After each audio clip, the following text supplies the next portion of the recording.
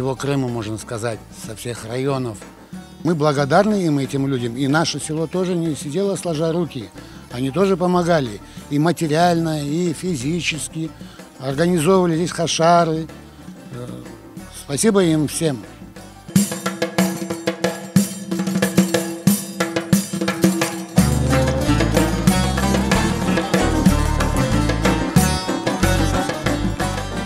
Bu yerge kelganimizda yuragimiz açıla. Pek sevinemiz bu canımız bilan avga kelganine. Bugün bütün cemaatimizde hepsi razı. Çok sağ ol aytalar bu yardım etken adamlarga, bütün cemaatimize.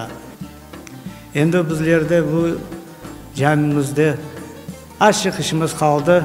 Bu mihrap kaldı yapmaga, yapılmaga, yaptırmaga.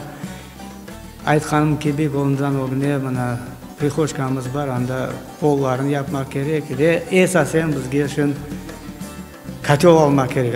Kızdırmak için katyolumuz gerek. Bu yerde mana cemaatimiz kele, şun mana qarbabalarımız var, kele de ayakları uşuy, dayanıp olamaylar. Onun meselesini bizge yapmak gerekmez. Çünkü bu katyolunu yapmasak bizde mana ataplenyamız var, paroylarımız var, hepsi yok olacak. Bütün işlerimiz yok olacak, bozulacak.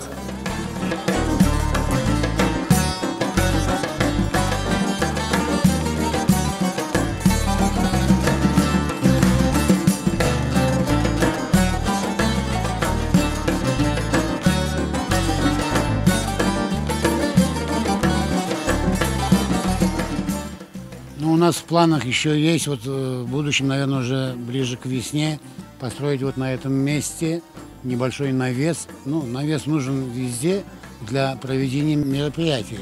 Ну, ифтары проводить, там еще какие-то праздничные мероприятия. Могут быть погодные условия, могут быть плохими, дожди могут пойти, еще что-то. А тут будет навес, и мы будем проводить под навесом с нашим народом здесь мероприятия наши. Да, кое-что есть, вот здесь вот остались немножко леса есть у нас для балок, но нужно еще перекрытие сделать там, металл нужен, плитку положить нужно здесь, ну, еще много-много чего нужно здесь, скамейки, столы нужны. Для этого, конечно, нужны средства.